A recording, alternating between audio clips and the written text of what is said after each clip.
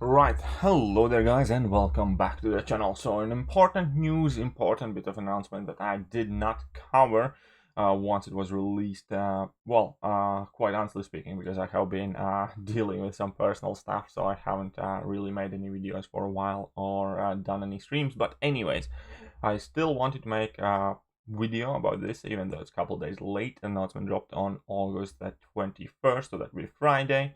Now it's Sunday, so it's not all that late, but most of you have probably heard about this by now. But if you haven't, then this video is perfect for you. Or if you simply want to hear my opinion or advice and tips and tricks about this whole thing, then hopefully the video will also be helpful to you. So we have celebrate some truly spectacular summoners of the contest during the Legends celebration.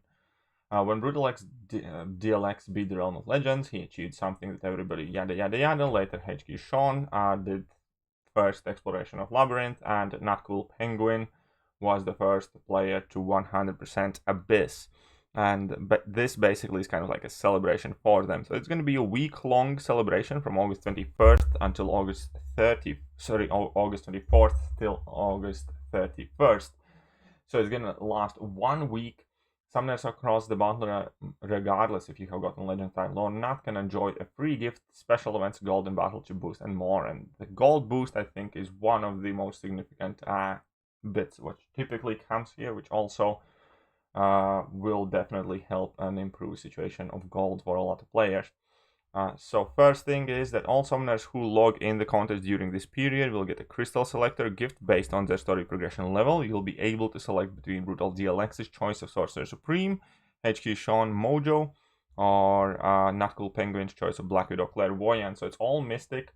Obviously, when it comes to personally ranking these champions, I think Black Widow Clairvoyant is second best Mystic in the game, just behind the Doom. So that would objectively be the best crystal choice to go for if you do not have her already. Or second best would be Sorcerer Supreme, because she is extremely useful Mystic champion. For me, I have all of these champions, and choice for me is likely going to be Sorcerer Supreme Crystal, just in case I happen to dupe her as a 5-star or pull her as a 6-star, which also would be super neat. It's not specified what kind of crystal it is, but it's likely just going to be a Cavalier type of crystal. So nothing too groundbreaking, but still a nice little touch, because typically they do send us these crystals as like Grandmaster or Cavalier crystals. Since obviously Cavalier is kind of like the new norm now, I expect that to be Cavalier crystal. So 7-hour Legend Celebration crystals, this is quite important. So log in every 7 hours to claim a Legend Celebration crystal. These crystals offer a chance at 4 and 5-star crystal shots, therefore basic and class catalyst fragments, boosts units loyalty, potions, and revives. So they definitely do sound quite juicy. They definitely do sound like there's a lot of useful stuff in. Who doesn't like loyalty? Who doesn't like potions, revives, units, boost, catalysts, especially?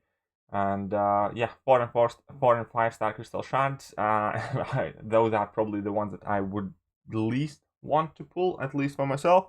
But units and revives, a lot of good stuff, and you'll claim these the same way you claim your 4-hour and daily crystals. So basically, you just want to claim them as soon as you can. So you can claim them up to 3 times a day, pretty much. And that means you can get about 20, 22, 23 of them over the course of the week. So I will try and save all of mine up until end of the week, do an opening and see how much we get total of it. Now I have Legend Celebration Boost. During all celebration, all summoners will receive 20% increased all gold, battle, and battle chips earned. So obviously, Arena is your go-to place for battle chips and gold, coincidentally as well. It's a very, very good week to grind gold. Do not forget that incursions award a relatively large amounts of gold, so obviously the boost to incursions will also be extended. And at the time you're not grinding Arena, it'll probably be a good idea to do a couple of rooms in incursions to hit the milestones, even if you typically do not do incursions. And yeah, additional point here is that the 20% increase to gold also refers to any kind of like quest exploration and completion rewards. So for instance, if Variant 5 does give you 5 million gold, should you happen to explore it in this week, you'll get 6 million gold instead. So that will be immediate million gold in bonus. So if you are close to exploring or completing any larger piece of content who has some substantial amounts of gold in it, and definitely wait up until this event is active and try and push out as much as you can. A small side note, you also earn gold whilst just questing, spending energy in any single quest and doing any single fight. So just overall being active as much as you can, doing as many fights as you can during this week will still help you gain gold faster. Now we have Legends Celebration Arenas.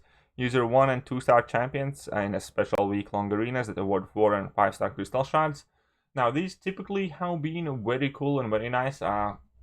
Unfortunately for me personally, 5 star shards are not really all that enticing in content overall. I'll still probably do this because typically I think it was like one run of your 2 star champions and you're pretty much done and set for a 5 star crystal. So it's going to be well worth the effort if it is how it has been up until now in the quest, where you can get like a full 5 star hero crystal for one run of your 2 stars. And remember that this is going to be a week-long arena, so whenever you have a couple of minutes, do pop in, do get that free 5 star crystal, especially if you're kind of like relatively newer to the contest, maybe intermediate. Even if your 2 stars are not ranked or anything like that, you will still easily be able to get all of the milestones and get these rewards in here. Now, Incursion solo objectives. Join with a friend or a stranger and challenge Ultron's incursions to complete special solo objectives. Well, that is quite synonymous with that gold boost, as I mentioned before, but obviously if these milestone solo objectives are quite good, then hopefully it's going to make it even more enticing. I personally will likely do like an Incursion stream over the course of next week or something. Definitely to grab these milestones and some tiny bit of gold extra, why not? Item trading event. This is a hit or miss and has been a hit or miss for Kabam pretty much always. Quite frequently they make it extremely underwhelming with item caps and very limited selection of items you can trade in.